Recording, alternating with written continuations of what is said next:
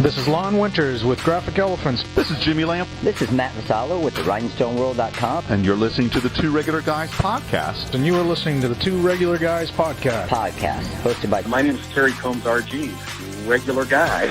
And Aaron Montgomery. We're just regular guys having fun and trying to make a living in this really cool and exciting industry. I think we all want to succeed 100% of the time. Seek to understand before I try and make myself understood. Bring a ton of great information. Coming to you live from somewhere dark, dirty, and dank.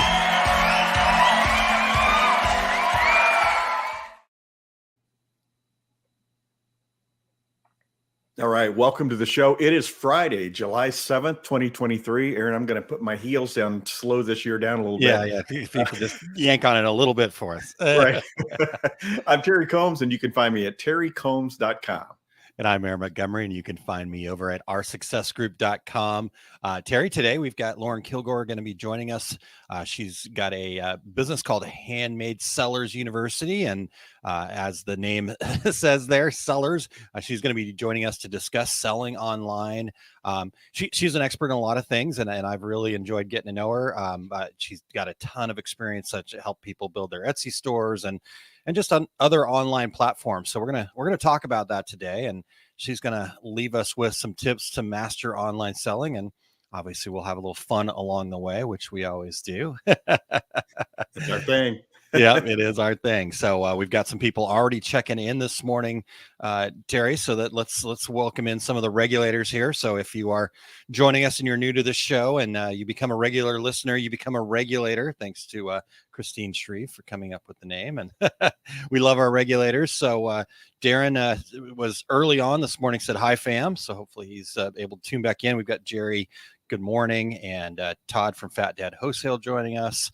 And Barb from North Central Minnesota tuning in. And Chuck, good morning, fellas. We're just flying here, Erica. We got Rena saying good morning, Aaron and Terry. Looking forward to today and your special guest. Yeah, I would say I have Rena to thank for getting to meet Lauren. So that's appreciate that, Rena. So we'll just leave it at that. So we're excited to have this conversation here today. But we do have a little news segment, Terry. So should we go ahead and dive into that? Yeah, let's hear the news. All right. Well, whenever you're ready, Eric.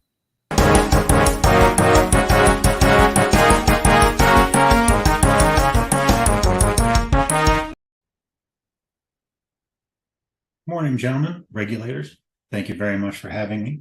Today's news is unfortunately pre-recorded thanks to the big service windows of local contractors. So let's dive right in. Master Italia, the parent company of Atlantis Headwear, announces Federico Piscini and Elisa Pavan to its board of directors. Piscini will now act as the vice president of Atlantis Headwear. Pavan is the product and sustainability manager for the company. In other news, Curbside Apparel is a new screen printing company that joins the Homeless Alliance of Oklahoma City's growing list of social enterprises that aim to help people experiencing homelessness. The new company is providing program participants with new job skills so they can transition out of homelessness. Community members and organizations already have been connecting with the new company to meet their printing needs that include custom t-shirts, posters, and other items created at Curbside Apparel shop. The enterprise has also created a magazine with some goals of lifting people out of homelessness. So although this is slightly tongue-in-cheek, I'm right there with you when I say that today's feel-good story is tomorrow's competition. And finally, the me portion of the news. Be sure to join me at GPX Portland, July 19th and 20th in Portland, Oregon. The show features a variety of programs designed to educate and inform those involved in the decorative apparel market. Some of the classes being held include using software to grow your business, the easiest way to print apparel, and perfect print placement. Renowned apparel decorator Lon Winters of Graphic Elephants will teach his own class, tips and techniques for high-impact, profitable screen printing, as well as host an apparel decorator panel. Panelists for the show include Dallas Lowry of Opaque Screen Printing master Mark Gervais, Alyssa Serrano and Rodney Kuda of Don't Lose Hope Screen Print, Amy Baker of Threadbare Print House, and Jamie McParland of Ink Brigade. All of these programs are free when you register for GPX Portland. Guys, thanks again for letting me send this one in. However, I have to admit that when you said send news, I totally misinterpreted that. So if you could go ahead and delete those other images, I would appreciate it. Back to you.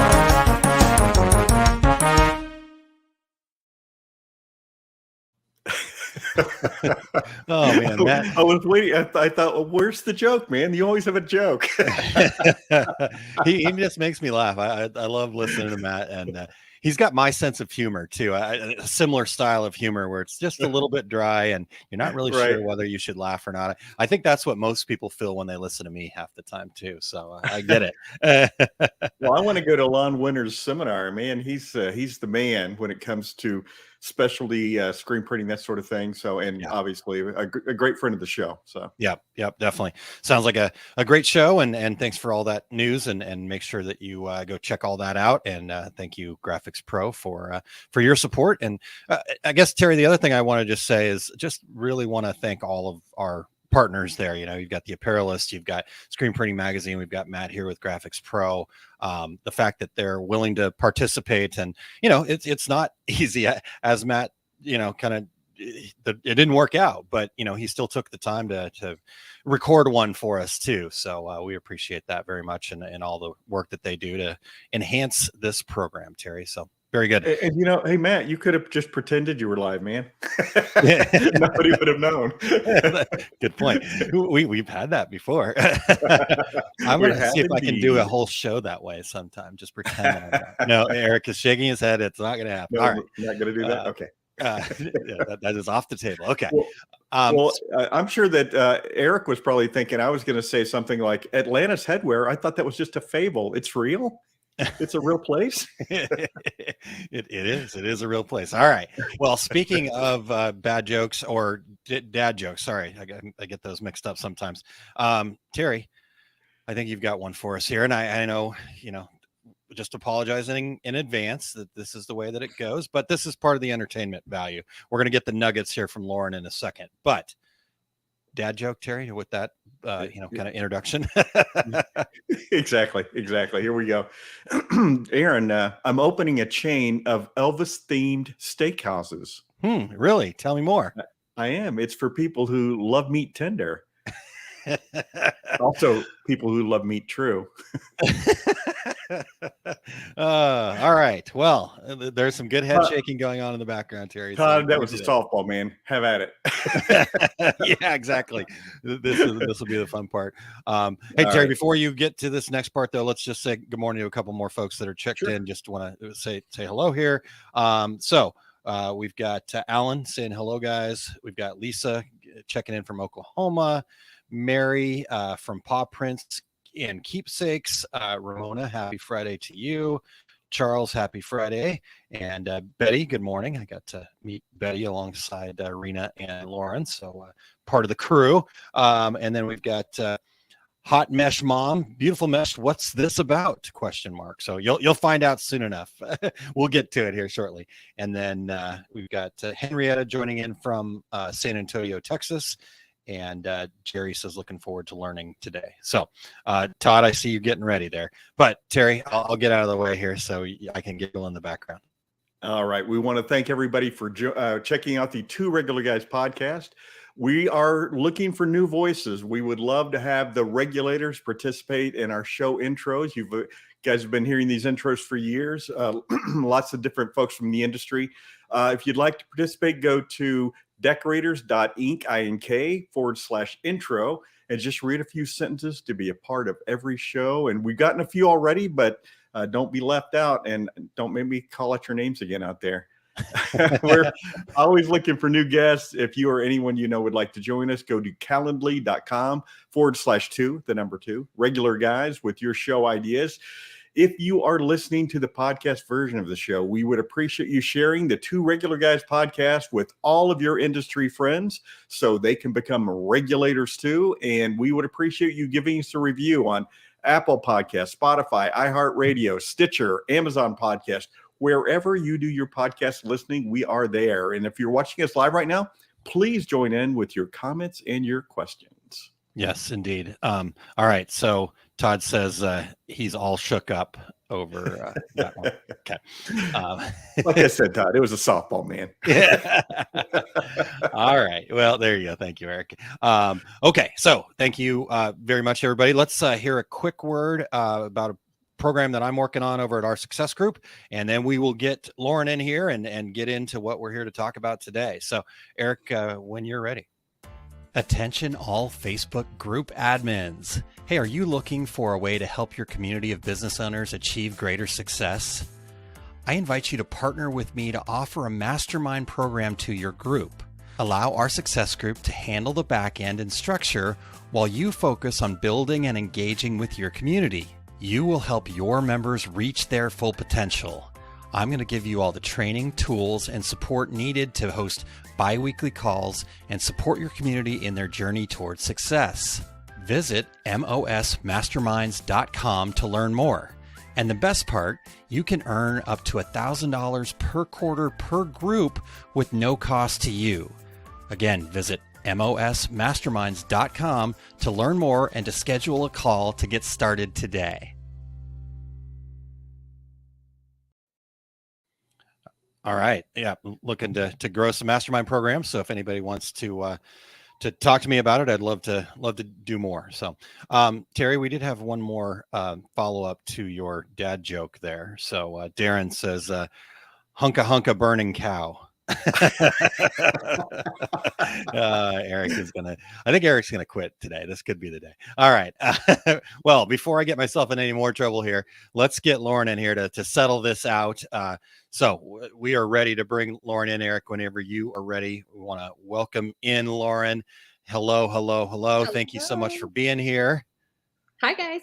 Hello. Hey, so Lauren, we've kind of gotten away from reading bios over the years here. We kind of found it better to kind of learn about our guests just directly from them.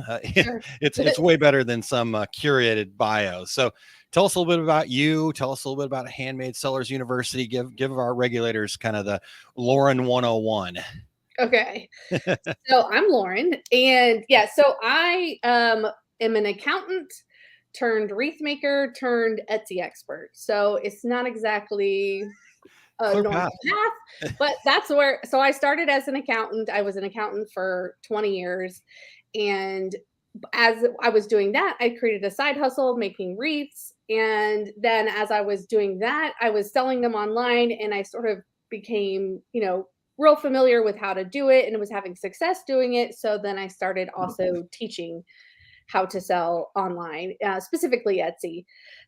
So that's my path. My background is business, and I feel like right brain, left brain had a little bit of, I think I need help on the creative side. I don't need as much help on the business side, and my friends in the creative industry are the opposite.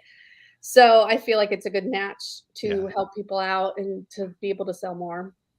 Yeah, that's awesome. Well, we're gonna get some of those nuggets out of you here today. So I'm looking forward to it, Lauren. Thank you for being here. This is one of those businesses that it says what it is. Handmade Sellers University. It's like my favorite sports bar here in Phoenix, cold beers and cheeseburgers. That's the name of it. Guess what they have. Love it. Well, Lauren, so share with us some insights into the importance of us getting out there and establishing a strong online presence. And, it's a digital world. So how can a small business get out there and establish themselves online?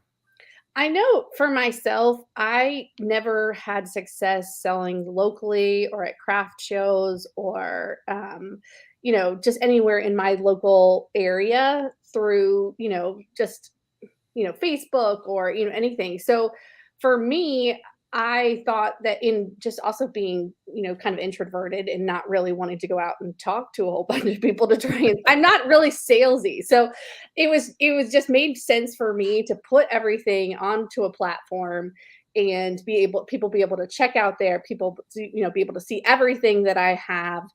And so, I think that, it obviously everything's going online, but it doesn't have to be instead of, if you're real good at selling at craft shows and you like it and whatever and selling in person, then that's fine. It doesn't, selling online doesn't have to be instead of.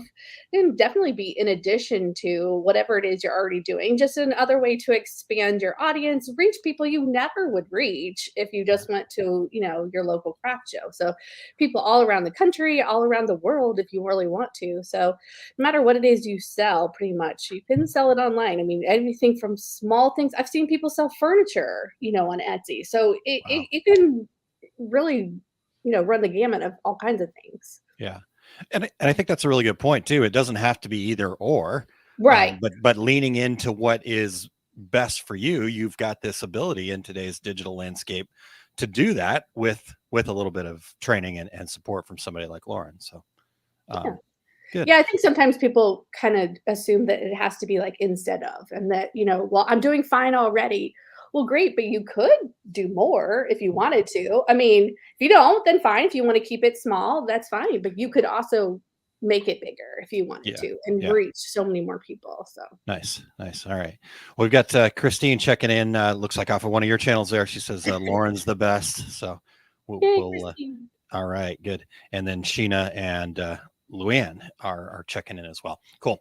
Hey, well, good. Okay. Well, let's talk a little bit more about Etsy here. I met you in person when you were teaching people about Etsy at an event. And so let's get right into the nuts and bolts here. Talk to us a little bit about how optimizing product listings. That way you can attract more customers and increase your sales. What does that mean, optimizing product listings? It really means making it so that people can find them. So making it so that your stuff gets seen. You can have the most beautiful product, best pricing, best customer service, best everything. But if nobody can find it, then you're not going to sell anything. So it's, optimizing wherever you sell you have to be using keywords that buyers are searching for. So, I mean, that's the key to Etsy is thinking like a buyer, thinking how they would search for something on Google or on any kind of platform so that you are able to match and the platforms can match you up with whoever is searching. So not just titling things as a work of art or as, not just describing what it is or whatever, but really digging into it. Sort of sometimes feels like another language when you speak keywords and SEO, and it feels like you kind of have to speak like a computer, but it is a computer. You have to understand, like, you have a middleman there between you and the customer, and that's that computer and that's AI, and you have to break through that somehow. And to do that, you have to use words and you have to use keywords and you have to be able to optimize your listings so that people can find them. So yeah, and I think based on what I learned from you at that event too, a lot of that is when you talk about optimization, it is that kind of translation, because you have to, like you said, break through the computer.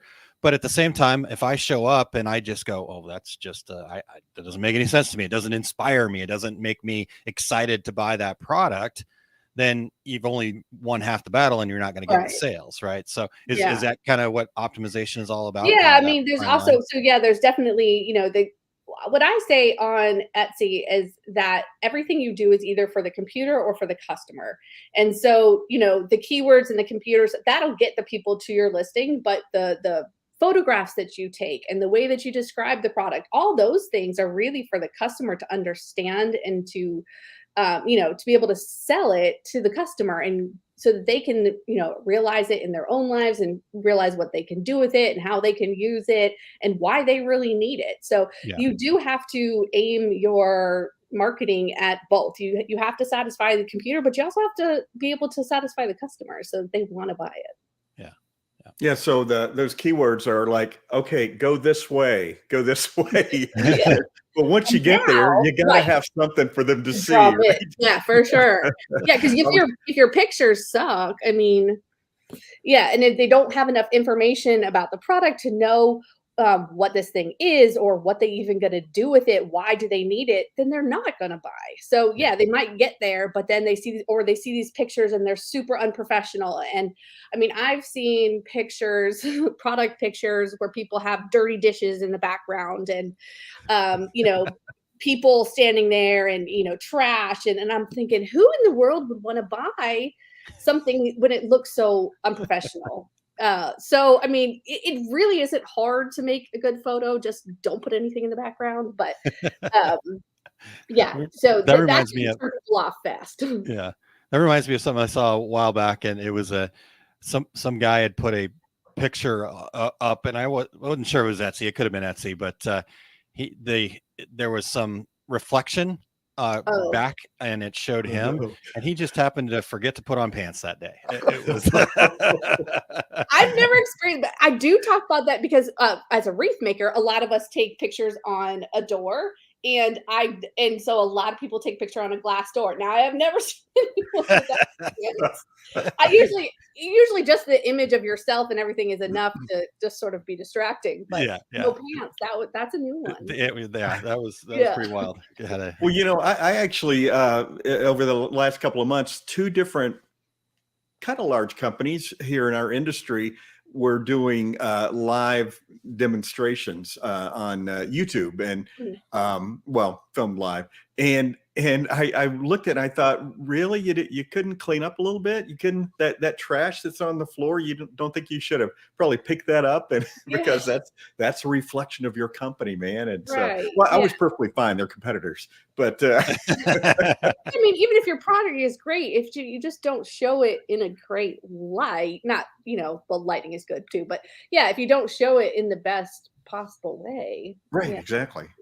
So, and I'm guessing also that you do a little testing with keywords too. I would think that, let's see how these words work. And because here's my feeling, a lot of folks, when they're doing this, they try to think of some words and they put them up there on their computer screen, and then they just move on to do something else and never go back and take a look at those words. Oh yeah. And I mean, I was showing some people in one of my private groups the other day, we were talking about how to clean up your shop in the off season and stuff. And I was showing them, I went back to some of my listings that have the lowest amount of views. And I started with those and how I would refresh those, how I would look at those, look at what people are searching for, what they're not searching for, and how I would, revamp those. But and I think a lot of people, and Etsy has a ton of people, a ton of sellers, and people think it's so saturated.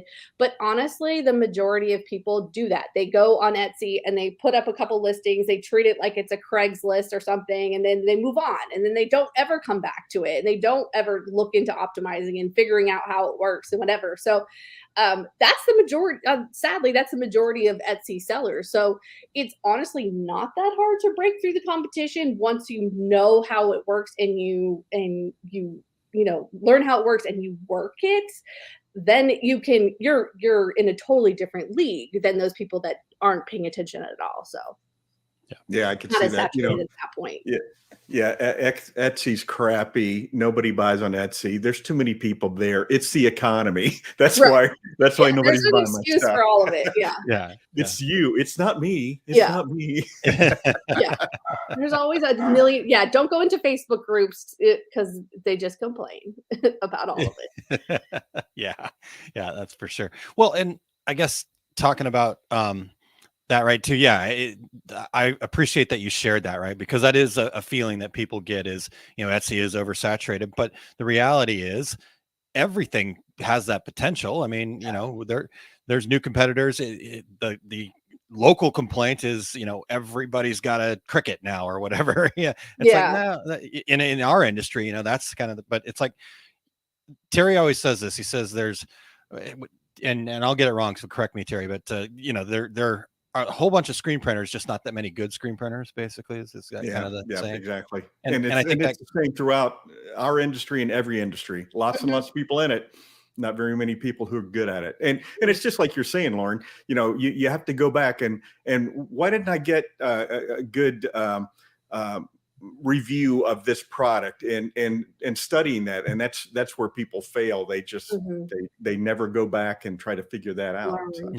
Well, and I think a lot of it is, they're not good at it because they don't put in the work to be good at it, right? I mean, you can, like Lauren said, you can go into the Facebook groups and just complain, or you can, do the work to Mhm. like say, study that. You can do you can reach out to somebody like Lauren who's done the work and figure that out. You can surround yourself and build up to that. And so, yeah, you can tackle anything. It's just, you got to put the work in to do that. Yeah, and I think a lot of people treat it like it's a side hustle, which for most people that's what it is. Yeah. But you do have to put in a lot of work for it. I mean, you can't, if you treat it like a business, it treats you like a business. If you treat it like, it's important, then it will reward you that way. But Yeah. if you treat it like it's a, just your little hobby, then that's how it's going to turn Yeah, out. you're going to have that. But, but yes, you can make it whatever you want to Mhm. make it. It just, there's that you've got to put in the work to get there. And so, I think to me, it's always, everybody's just looking for the magic bullet. Lauren, tell me the one thing that's going to fix my Etsy problem. Right. Blow up and viral and sell everything out. Yeah. With no effort on my part, please. If you could give me that. If I knew that, then I would do that. Yeah, I was gonna say, if she had that, she wouldn't be here talking to us. She'd be a bazillionaire living on her island right now. All right. Well, so let's talk a little bit more about that. Let's talk about strategies for leveraging social media. Ways that we can drive traffic to our online stores or to create sales. So Etsy, the great thing about Etsy is that it does have a built-in audience, and if you really don't want to do any social media, you shouldn't, you don't have to, but there are some, Etsy experts that are, very anti-social media, and they don't, think that you should have to do it. But for me, about half my traffic comes from outside sources like social media and direct links from my website and stuff like that. So why wouldn't I want twice as much traffic and hopefully twice as many sales? So for me, I use all the social media platforms I can. I mean, you don't have to use all of them. I'm just social media, this is what I do, and this is what is fun for me. But finding at least one or two platforms where you can push and talk about your product is huge. And Pinterest sends a ton of traffic to Etsy. There are people on TikTok now having tons and tons of success of small businesses getting all kinds of orders, because you can really show how you're making your product. You can show more of your personality. You can show more of that behind the scenes, and people really like that. People don't really want to buy from businesses, they want to buy from people. They want to have that personal connection. Yeah. And when you have an online store, you don't get the chance to walk into somebody's boutique and say hi and get to know the owner. You have to create that personalized service somehow. And I feel like social media is a great way to do that, and put a face behind your brand and really, it's just, I don't know. I just feel like that's, creates that connection a lot better than anything. Yeah. And like you said, it's you don't have to, but if you can drive more, right. And it becomes that balancing act. Cause to me, that kind of answers a little bit, or talks to the question that Jerry had earlier, one of the regulators there. She says, how can you advise on Etsy transfer over to those of us who have a website and are not on Etsy yet? So, but talk to that the way you want to answer that. And then I've got a couple thoughts too. Well, does she mean like how to start an Etsy in addition to her website? Well, and I think that's just, I think that might be the question. And Jerry, you can correct us if we're wrong here, but I'm thinking that it's like, should I transfer over to Etsy? No, I think, I would have, just like a duplicate, or maybe if you only want to sell certain products in one place. I personally I do have a website as well. And it's just mirrored basically of my Etsy shop. It's a backup. It's another source. Again, it's another source of traffic. And, so yeah, it's just, that's the great thing also about Etsy, is that it's a low barrier to entry. You don't need anything but 20 cents to open a shop, because that's how much it costs to list something. And then you don't pay any fees until you sell. The disadvantage with a website is, you probably have a website setup costs, you have monthly fees on websites. And then you also have fees when you sell. So when in the beginning, when you're first getting going, I don't usually advise that people start with a website because of that. There's a lot more upfront costs, but I don't think that it's a bad idea to have your own website at some point. Yeah. Yeah, and I think, like you said there, kind of as a backup, the one to me, the one thing I've seen people challenged with Etsy is it's their platform. When they want to change the rules, they're going to change the rules, right? And you can't complain about that. You can't do anything about it. You can their just make playground. sure that exactly. So when you have your own website, that's your playground, and you get to make the rules. But again, but the good thing about Etsy is it's kind of like your own website on training wheels. And so you can get started with listing products online, learning about SEO, learning how to take good pictures, learning how to drive traffic while you have that cushion of a customer base. You already have the website built for you. You don't have to do all that other stuff. You learn the marketing, you learn the advertising, you learn, all that stuff while Etsy, hosts your products. And then, if you ever want to get off of it, or you want to have another shop, in addition on a website, then you've already learned all those tools. Yeah. And you can transfer those over. It's a lot easier than at that point to get going with your own website. Yeah. Yeah. And I think you just really answered, in my mind, you just answered Jerry's next question there, which says, I'm staying online only for now, not going to Etsy for now. So how can I take your advice and use it with my existing website? I mean, like you said, you're learning these things. You're optimizing for Etsy is the same as optimizing for your website in obviously little tweaks to that, but right. Yeah. So does that seem like I'm heading in the right direction there? Yeah. Yeah. I mean, I think, there's just small differences, I think between, but for the most part, I'm using the same techniques on both. Yeah. Yeah. Yeah. So like you said, once you kind of learn it and understand it, now you can take these, like you said, same techniques and sell on your own website. So, I know people that are starting TikTok shops now, or, whatever. So, I don't think that you're going to go, oh, well, I just know about Etsy. So, you obviously have that ability to, take that where you need that information. So, yeah. Okay. Well, okay. So we talked a little bit about social media. As somebody that helps businesses, right? I know you and I have had conversations, and I know you're really big into making sure that the people also have the confidence to be successful. And so, we talked a little bit about, Etsy's got too many people on it, or there's competition, or Terry mentioned the economy earlier. We've got all these excuses, right? We've got all these things that we can point to and say, it's not me, it's out there. But how do you kind of help people navigate those challenges of competition in the online marketplace? Sometimes even I feel like, there's competition, and there's, so many people doing the same thing. And then I'm hit with, like, the other day I was watching like a TikTok or something, and it was some creator I had never come across before. And every once in a while I go flip to their profile, and this person had millions of followers, and I'd never once seen them before. So, when you think like there's somebody out there with millions and millions of followers, and I still don't know who they are, there's no way one person can reach everybody. Yeah. And so, there might feel like there's competition, but there is no way there's ever going to be one person or one company or whatever that can be able to reach everyone, number one. And number two, that, people are going to like their style. Yeah. So, maybe they don't like the way they create something, and they want, so there's so many different, designs and people and personalities, and there's billions of doors. There might be millions of wreath makers, but there's billions of doors in the world. So, I don't think it might feel like it's, there's competition, but everybody wants something different, and you just have to put out what you have and put your face behind it and your personality. And, if people want it, they want it. If they don't, they don't. I mean, that's kind of how I have to, I have to realize it. Like, if they don't want it, then that's fine. They want somebody else. You just have to, what you're talking about is here's how to get in front of those people. So, yeah.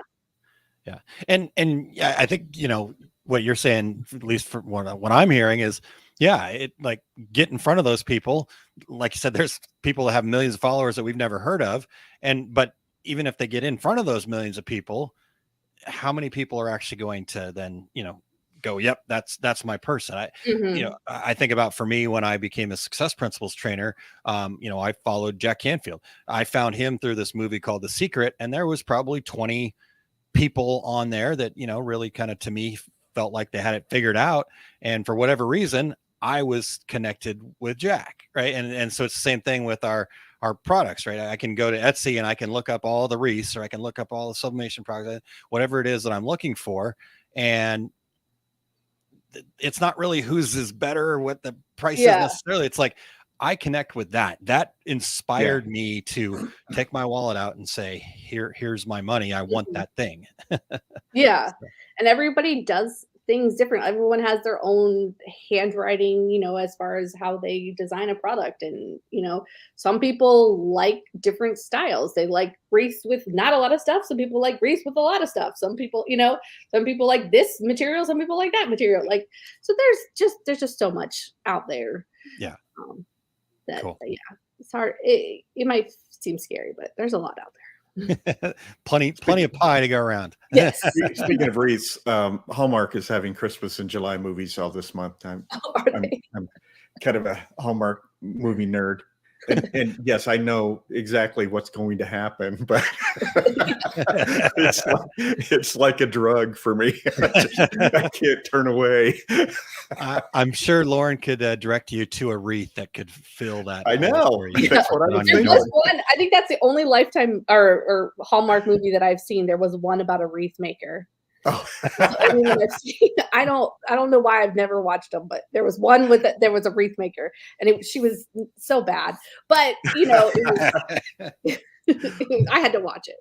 Well, okay. Speaking of, she was so bad. Talk to us about some mistakes that you see small businesses make out there. I mean, I'm sure that there's things that you see repeated over and over and over again, and add to that, how can we avoid these mistakes? I think there's I can think of like two main things. I mean, the first thing would be one, not optimizing the listings, and like we talked about, not, learning, not paying attention, not, using those right keywords and stuff. But the other thing that I think sort of people sort of forget about is staying on trend and not necessarily making what you want to make, but making what is going to sell. Or what is selling. And because I think that some of my best products or my best sellers have come from like suggestions that customers had for me, or inquiries that they had, or things that they wanted me to make that I probably never would have made on my own. But once I did, they became some of my best sellers. So, then there's ones that I make and I think are great, but they don't sell. So staying on top of trends and what's working now, what's selling now, that's really important to sort of keep your ear to the ground of what's happening, so that you can stay ahead of it, or at least stay with it somewhat. I mean, you don't want to be too trendy, because then that can blow through pretty quickly, but you do have to morph with the changing times and what people are making and how they're creating and things like that. Yeah. And I love that you said, kind of keep your ear to the ground. People always ask me that kind of question too. Like, well, how do I know what's on trend? How do I'm like, ask, listen to your customers. They're telling you stuff all the time. That's the biggest. Yeah, that's been my biggest thing. I mean, yes, you can watch trends and what stores are doing, and Etsy puts out a trend report, and Pinterest puts out a trend report. A lot of these social medias put out trend reports, and you could look in magazines and you can look what's selling in stores and whatever. But yeah, like I said, the biggest thing is listening to what my customers, realizing what has sold really fast, making more of those things, or going down that line of, okay, well, this kind of thing sold. How can I make more products kind of like this? Maybe not exactly like this, but create a product line around this, because this sold really well. maybe I just use that same recipe or that same color pattern or whatever it is in something else. So listening to, paying attention to how fast things sell, what things that I post online get the most reactions, the most favorites, the most likes, the most comments, like, and really, leaning into that. And, what are people asking me about? If you do craft shows, what are people asking you about when they walked up to your booth? What are they messaging you about on Facebook? Do you have this? Do you have that? Have you ever made one of these? And like I said, yeah, my baseball wreaths are super popular. I don't like baseball. I say this and nobody will shoot me. I'm just not a fan of baseball. And so I never probably would have made one. Like I'm just not like, I never was in that. I'm not a baseball mom. I'm not in that culture, but, people love them. It's one of the, the biggest sellers in my shop. So I probably never would have made one unless I, somebody asked me to, or I can't remember how it even started, but now they sell all the time. And I mean, I don't get it, but there's some people out there that love baseball. Sure. But, I don't love baseball, but I love people who love baseball. Is that what you're saying? Especially ones that buy my wreaths. Yeah, I get it. No, and I think this is really kind of when you start looking at kind of selling anywhere, but it does come down to, we got to be proud of what we're doing enough so that we get out there and we share what it is that we're doing. And then we listen to those responses, right? Mm-hmm. I've seen this a lot, and like, I'll talk to people, go out into my community, at my men's group, for example, and they asked me what I did, and I shared what I do, but all they heard was, "Oh, you make t-shirts or you do that." And it's like, "Can you do this?" I'm like, "No, I don't." But okay, that's interesting. That's a trend. That's what people are looking for. We want this thing. And so I think it's not necessarily like I said, you answered the question really well. Like, here's some things that you can do. But I also think that a big part of it is just really kind of being willing to put yourself out there enough to share it enough to then listen for those trends too. So yeah. Because Jerry, I after we were kind of starting to answer this, and then I saw Jerry's question, there's suggestions on watching trends. So I think Lauren hit that pretty well. All right. Well, we've got another question here from one of the regulars from a little bit earlier. So I'm kind of changing lanes without signaling, so that's okay, that people know that that's what I do. So Ramona says, "I'm not a wordsmith," in quotes. I can put a basic sentence together, but to be excited descriptive is not in my wheelhouse. Could that be automated AI? Could that be helpful? Yes, definitely. I mean, I'm a math person. Listen, I was an accountant. I don't do words. I struggle. So yeah, I feel you. I have a really hard time writing descriptions, and I normally sort of skip over that part because I don't know what to say either. But I have, started using ChatGPT for that kind of thing. I don't think ChatGPT isn't great for keyword research and SEO and that kind of stuff because it's a little bit behind, and it doesn't do great with that. But it does do great at product descriptions. Sometimes they can sound a little hokey and maybe a little bit corny, but you can edit them. And they give great product descriptions and ways on, how to sort of sell this to somebody and like, why do they need it? And how can you talk about it so it's like exciting and fun? And, for me, I know I get it because I'm like, just buy the darn thing, like this, here's the thing, just buy the thing. Why do I need to sell you the thing? Just buy the thing. Yeah. But some people really need that. So I do think AI does a good job at that kind of thing, but always go back in there and edit it so it sounds more like you and it doesn't sound so computery and corny. And it sounds more like your voice. So just change out some of the words, but you can get a good start that way for sure. Yeah. That I love that you shared that because it's so funny. If ChatGPT really kind of, at least in my world, showed up 6-8 months ago, maybe at the beginning of the year, kind of thing. And it's, you go back and look at, I can go back and look at emails that I got from people, kind of marketing emails that I got from people last year.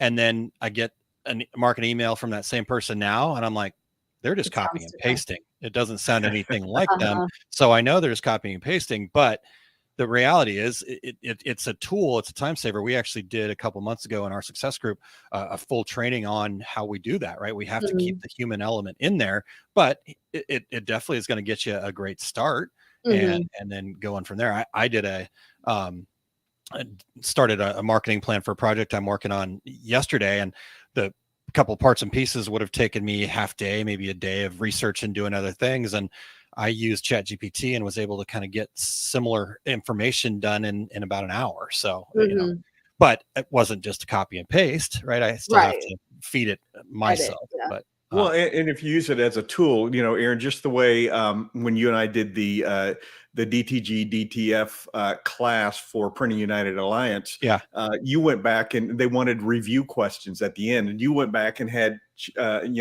AI do your review questions while I sat here for about 2 hours trying to think of questions. I'm like, let me get that done. Oh, here you go, Terry. It's like, wait a second. yeah. No, as a writer, I feel like I have to do my own questions, but I get it. All right.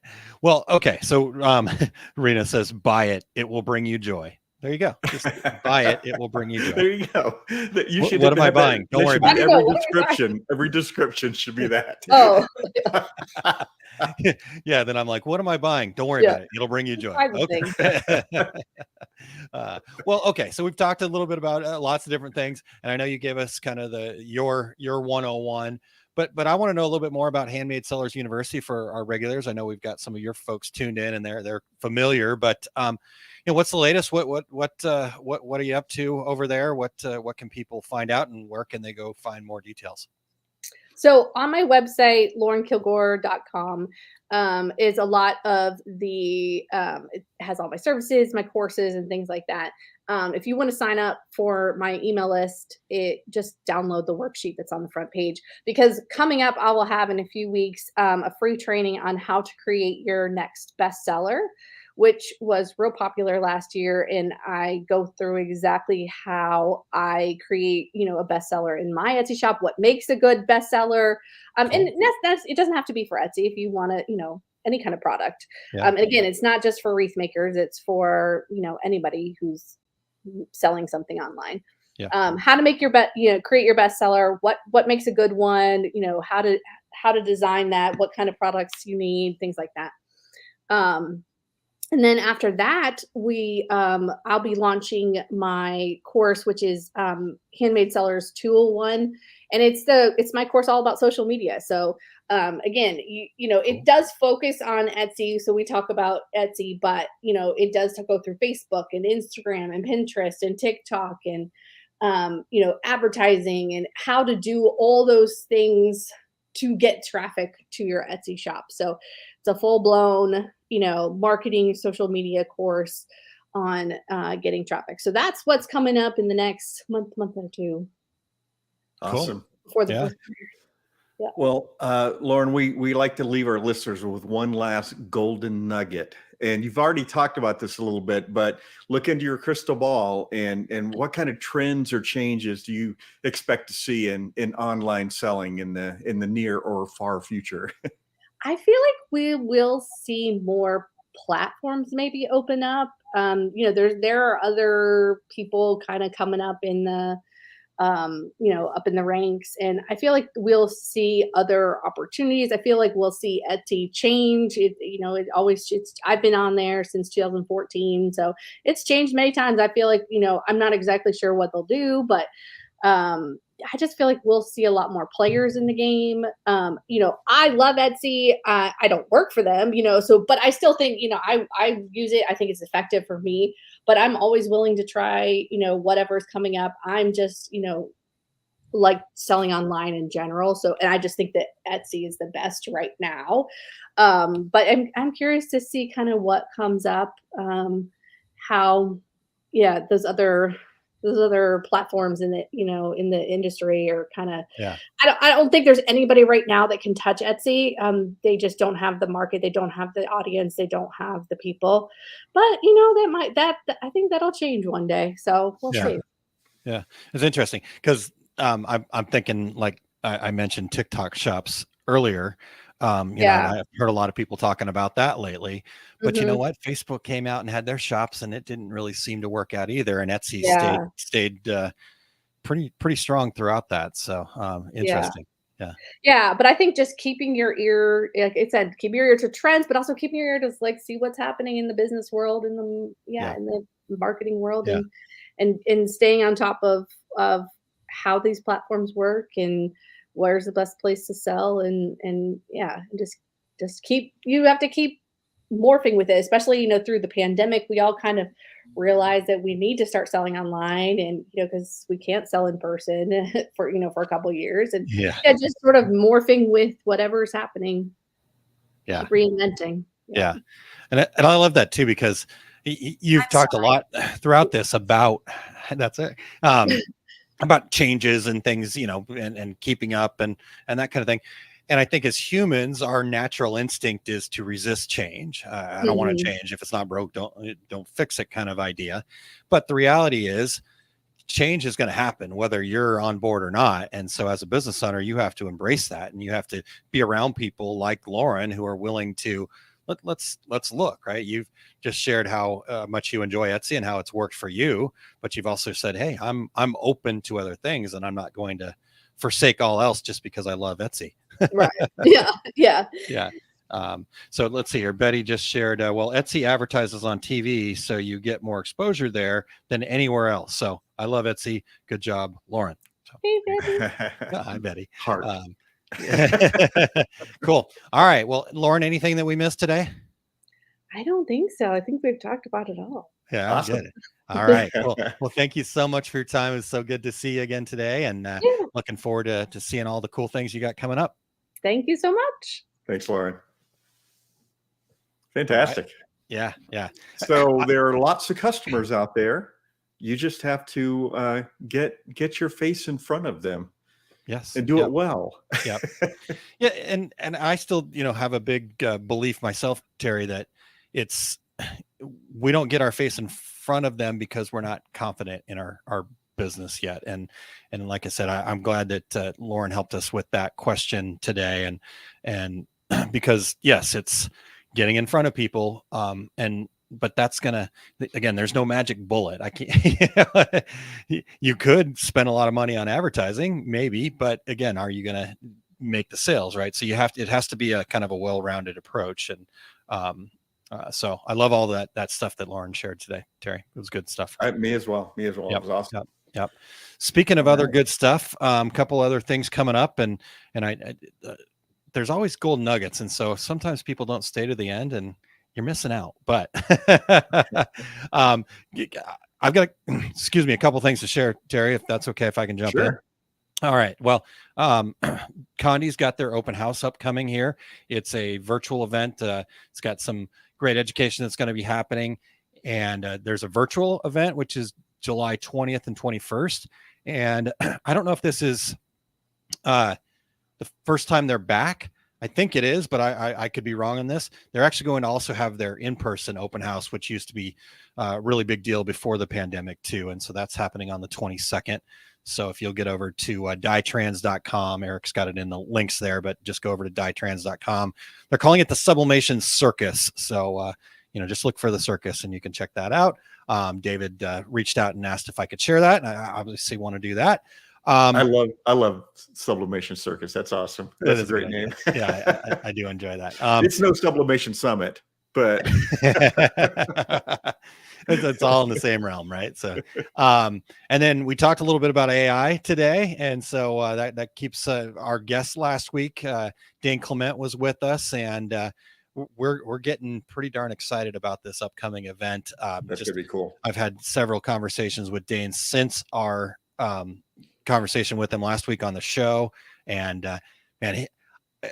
Dane is such a great guy, and when he gets excited and when you get to see him excited about something, it's just like you can't help it, man. I was like, yes, let's do it right now, Dane.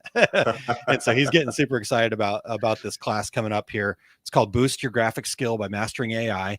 This isn't our success group class, but because of everybody saying, hey, we want this, we need more information about this, we said, okay, we're going to open it up to the public.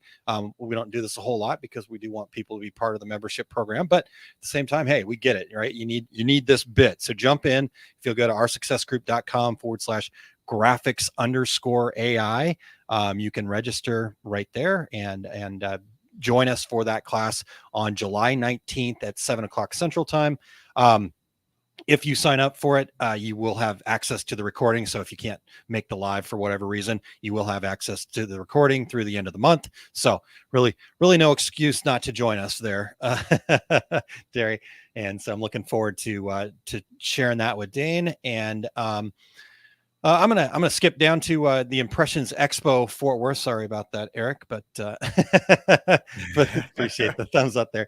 I've talked about the other deal a bit, so let's just skip down to we're all going to be there. I'm going to be there the day before, actually doing a workshop with my friends from Corel Trainer and the Magic Touch and Creo.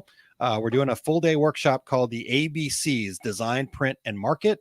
And we're going to kind of do a start to finish look at creating custom apparel from that initial design with our friends at Corel Trainer. I'm going to bring in how you make a business of this and some of the key points to the business aspect of creating a custom apparel.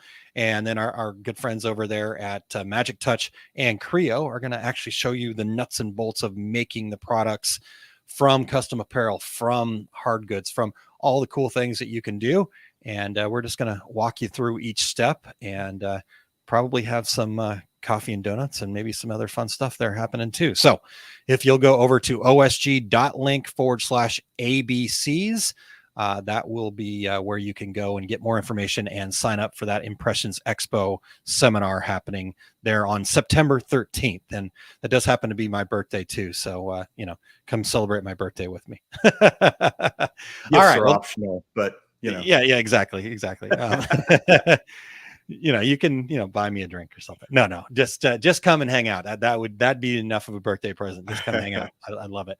All right. Well, that's good enough for me. Terry, what about you? What's happening on Terry's Big Book of Travels? Yeah, my complete screen printing business course schedule is I'll be at Atlas Screen Supply in Chicago, way off in August 26th and 27th. I say way off because holy cow, it's July already. I was going to say, it's going to be here faster than you know. I'll be at Workhorse Products here in Phoenix on September 23rd and 24th. And as you said, we will all be in Fort Worth. I'm going to be speaking about direct to garment and direct to film. And I'll also be moderating a panel there as well. And Impressions Expo Fort Worth is September 14th through 16th. And watch for all my upcoming events at terrycombs.com. Awesome. All right. Well, Eric has got his program coming up today. It's episode 159, and it's called The Take Up. And today it'll be a Q&A session talking about patch stability, packaging, and creative constraints. So Eric's going to dip into the viewer questions and the discussion of materials used to keep patches stable and stiff, and how to get better registration, how to package the products, and a quick aside about creative constraints. So always a fantastic program over there at the Take Up. It's going to talk about how you can help make more and better work. So don't miss this opportunity to go over and learn from Eric, ericcampbell.com.